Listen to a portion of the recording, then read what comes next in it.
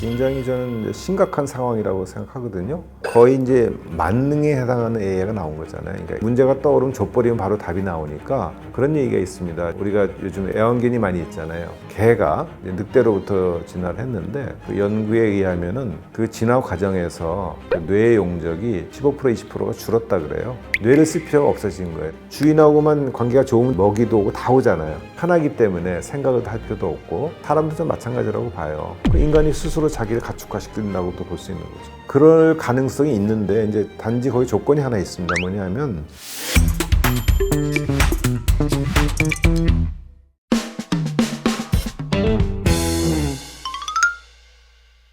그러니까 이제 AI하고 AGI의 차이를 이제 물어보시는 건데 여기서 AGI라는 단어는 범용 인공지능이라고 그러거든요. G가 제너럴이기 때문에 인공지능이 그동안에는 협소한 분야에서 굉장히 이제 잘했거든요. 예를 들면은 알파고 같은 거죠. 알파고는 이제 바둑을 두는 프로그램이잖아요. 그런 좁은 인공지능이 아니라 인간이 이제 수행하고 있는 거의 모든 태스크에서 인간의 능력을 좀 넘어가는 그 모든 것을 할 수 있는 AI를 우리가 AGI라고 이제 명명을 하거든요. 조금 더 설명을 하자면 오픈 AI에서 AGI를 5단계로 정의됐습니다. 첫 번째가 지금 우리가 알고 있는 챗GPT 같이 대화를 잘 할 수 있는 이제 그런 능력을 얘기를 하고, 두 번째 단계는 이제 좀 추론을 잘 할 수 있는, 그래서 뭐 예를 들면 바둑을 둔다면 한 가지만 잘하는 게 아니라 여러 가지 다 잘할 수 있는 그런 추론 능력이 있어야겠죠. 그리고 세 번째는 소위 말하는 에이전트화 된다는 건데, 에이전트란 말은 이제 뭔가를 대행해주는 그런 주체를 얘기하는 거거든요. 그래서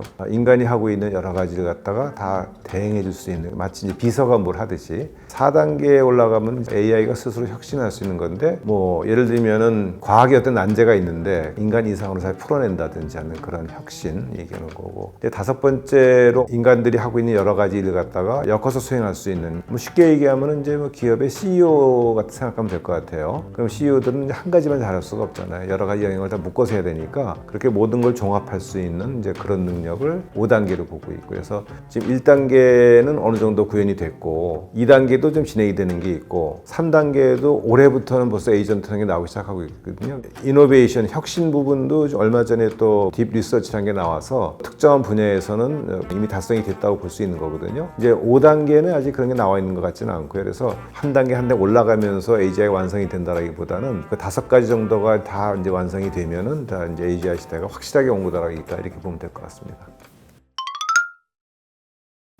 저는 가장 놀란 게 뭐냐면 음악 AI가 있거든요. 그래서 수너라는 그 응용을 제가 잠깐 써봤는데, 이제 음악을 거긴 작곡을 해주는 그런 AI인 거죠. 그 제가 어느 날 아침에 일어나서 이제 굉장히 날씨가 좋고 그래서 창밖을 보면서 저의 어떤 그 무드를 말로 설명한 거예요. 그러면서 그 무드를 반영을 한 음악을 하나 좀 만들어 달라. 뭐 가사도 나오고 이게 소리가 들리는데 그 완전한 그냥 클래식 음악인 거예요. 정말 이거는 누가 뭐 굉장히 유명한 작곡가가 만들었다고 해도 믿을 정도로 그런 음악이 나오더라고요. 그래서 처음에는 이제 합창이 나오길래 합창만 하지 말고 한 악기도 좀 같이 집어넣더라 했더니 또 바꿔서 해주고, 그래서 음악이라는 분야, 뭐 미술이라는 분야는 인간의 창의성을 요구하는 분야잖아요. 그렇게 인간의 창의성을 요구하는 분야까지도 지금은 AI가 어느 정도 해내고 있기 때문에 저는 그런 부분에서 가장 놀랐고, 사실 음악뿐만 아니라 AI가 만들어내는 모든 컨텐츠에 대한 저작권의 이슈가 있습니다. 왜 그 이슈냐 하면은 AI가 그냥 뭐 무주공사에서 뭘 만들어낸 게 아니고 학습을 했잖아요. 그럼 학습 데이터가 사용이 됐다는 건데, 그럼 AI가 만들어낸 그 소유권은 누가 갖고 있느냐? 그럼 AI를 만들어낸 사람이 소유해야 되느냐? 아니면 그때 당시에 AI한테 시켰잖아요. 뭔가 프롬프팅이라는 걸 통해서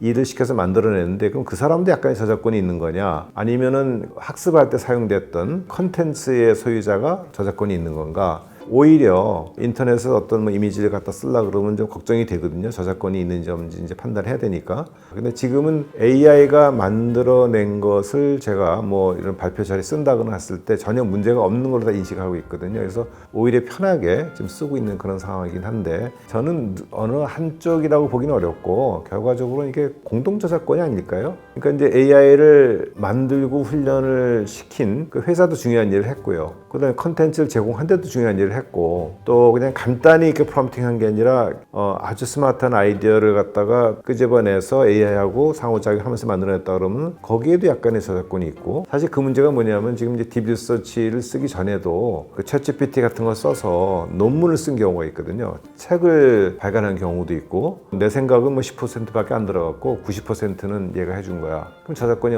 누구한테 가느냐? 근데 거기에 대해서도 법률적인 해석 같은 거 아직은 이제 없는 상황인데 이걸 만약에 챗GPT 써서 논문을 저술했다 그러면은 그걸 밝혀라라고 얘기는 해요. 그리고 이제 거기 항상 인간 저자가 들어가니까 그 사람이 당연히 이제 그 컨텐츠에 대한 권리는 가지고 있는데 AI를 밝혀라라고 얘기를 하죠. 네. 굉장히 저는 심각한 상황이라고 생각하거든요. 거의 이제 만능에 해당하는 AI가 나온 거잖아요. 그냥 문제가 떠오르면 족버리면 바로 답이 나오니까 깊이 있는 사고를 안 하게 되는 거고 그런 게 이제 반복이 되다 보면은 뭐 진짜 바보가 되든지 아니면 이제 능력이 많이 퇴화되든지 이렇게 되는 건데 그런 얘기가 있습니다. 우리가 요즘 애완견이 많이 있잖아요. 개가 이제 늑대로부터 진화를 했는데 그 연구에 의하면은 그 진화 과정에서 그 뇌의 용적이 15% 20%가 줄었다 그래요. 뇌를 쓸 필요가 없어진 거예요. 너무 편하니까. 주인하고만 관계가 좋으면 다 끝나는 거잖아요. 먹이도 오고 다 오잖아요. 그럼 다른 거 걱정할 필요가 없잖아요. 그래서 야성미를 이제 잃고 편하기 때문에 생각을 할 필요도 없고 그러면 사람도 좀 마찬가지라고 봐요. 그 인간이 스스로 자기를 가축화시킨다고도 볼 수 있는 거죠. 그럴 가능성이 있는데 이제 단지 거기 조건이 하나 있습니다. 뭐냐면 AI가 나름대로 스스로 목표하고 의도를 가져야 되거든요. 그럼 이제 과연 AI가 의도를 가질 수 있겠느냐? 뇌신경과학 그런 관점에서 보면은 그 안토니오 다마지오라고 의식 분야의 최고 학자라고 생각되는 사람이 있습니다. 이제 그 사람도 그런 얘기를 하지만은 인간은 느낌을 갖고 있다는 거거든요. 그 feeling, 그 느낌을 갖고 있기 때문에 어떤 의도가 생기는 거예요. 목표가 생기고. 제가 예를 들어서 어디가 아프다 그러면은 치료를 하고 싶잖아요. 약을 사거나 뭐 병원에 가고 싶잖아요. 그러면은 또 제가 돈이 있어야 되잖아요. 그러다 보면 이제 경제활동 해야 되는 거를 이제 이미 다 알고 있는 거고 어떤 우리가 뭐 환희를 느끼기도 하고 그러는데 그런 것 때문에 내가 공부를 잘하고도 싶고 또 새로운 걸 만들어내고도 싶고 호기심이 생기고 막 그러는 거잖아요. 그래서 우리가 가지고 있는 여러 가지가 되게 이제 느낌하고 관련이 돼 있다. 근데 AI는 생물체가 아니잖아요. 그러니까 직접 경험을 한 건 아니고 뭐 글을 통해서 경험했고 이미지를 통해서 경험했고 그런 공감 능력 같은 것을 보여주고는 있어요. 그건 전부 다 모살하는 거거든요. 흉내를 낸다는 거죠. 그러다 보니까 의도를 가진다는 게 굉장히 어려운 일이다라고는 생각을 해요. 근데 이제 의도가 없더라도 이제 목표는 가질 수 있잖아요. 그 목표를 잘못 설정하게 되면은 또 그리고 목표 달성을 위해서 자율성을 많이 주면 AI는 그 목표 달성을 위해서 그 과정을 자기 마음대로 할 수 있는 거거든요. 그러다 보면 위험이 이제 나올 수 있는 거죠.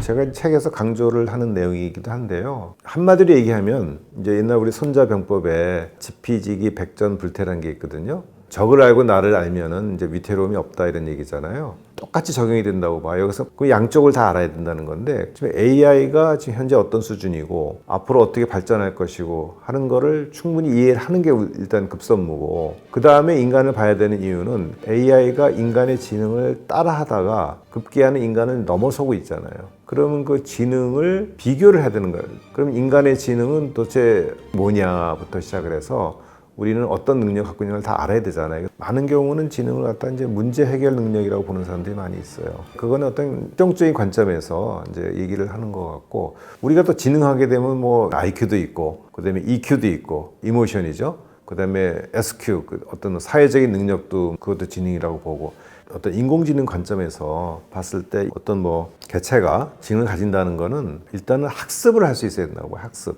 뭔가 배울 수 있어야 되거든요.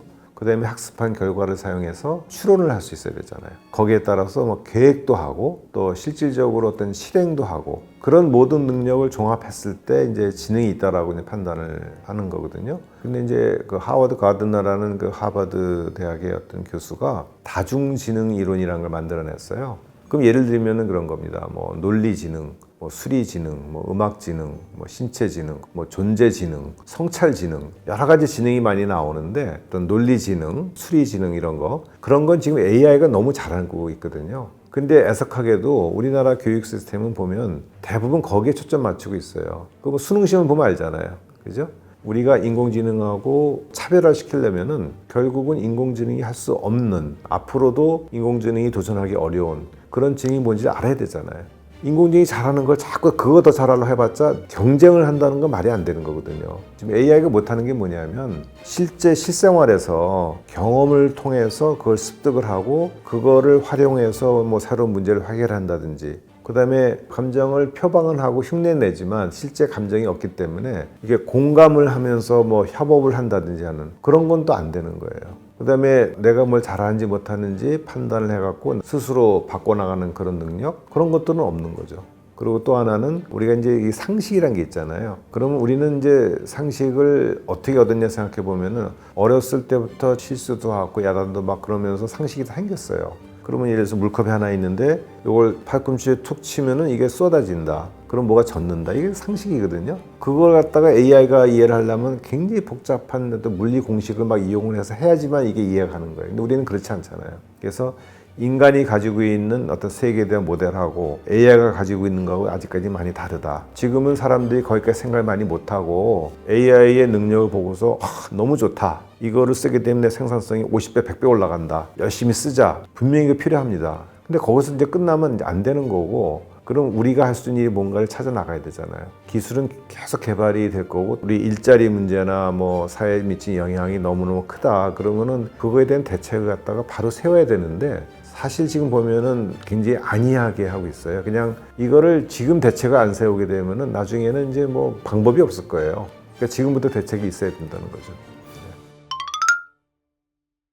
근데 이제 챗GPT가 나와서 갑자기 변하는 세상을 보면서 저도 생각이 많이 바뀐 거거든요. 소위 말하는 튜링 테스트를 통과할 수 있는, 말하자면은 인간하고 구별이 되지 않는 그런 AI를 만든다. 그게 옛날에 하나의 목표였거든요. 그래서 나온 게 챗GPT 같은 거예요. 구분이 안 가잖아요. 내가 챗GPT하고 얘기하는 거나 어떤 전문가가 얘기하는 그 차이가 없는 거예요. 그런 면에서는 목적 달성한 거예요. 근데 저는 이제 뭐냐면 이제 더 이상 그런 거 좀 그만하자. 왜냐하면은 AI 기술을 발전시키는 건 좋은데 인간한테 유리한 쪽으로 발전이 돼야 되는데, 지금 챗GPT 정도만 나온 상태에서도 지금 사회적인 문제가 예측이 되고 있잖아요. 더 인간하고 구별하기 힘든 그런 AI가 나온다고 했을 때는 도대체 어떤 상황이 벌어질 거냐. 가장 좋은 예가 딥페이크라고 들어보셨죠? 가짜로 만든 영상인데 진짜 같잖아요. 그것 때문에 생기는 문제가 너무너무 좀 심각하고, 근데 기술자들은 악용될 걸 생각하면서 만든 건 아니거든요. 근데 이제 악용이 되고 있잖아요. 그러니까 결국 뭐냐면 모든 게 그렇게 되면은 우리가 혼란에 빠질 것 같아요. 그래서 저는 이제 후배나 학생들한테 했던 얘기가, 이제는 튜링 테스트를 통과하지 못하는, 아니면은 그 결과를 봤을 때 인간이 만든 거하고 구별할 수 있도록 하는 그런 AI를 만들어야 되겠다. 그래서 이제 궁극적인 목표는 굉장히 안전하고 우리가 믿을 수 있고 문화적으로도 좀 동화될 수 있는, 그다음에 윤리적이기도 하고 그런 종류의 이제 AI를 만들어 나가는 게 이제는 더 중요할 것 같다. 왜냐하면 그래야 이제 평화적인 공존이 가능하지 않을까 좀 생각합니다.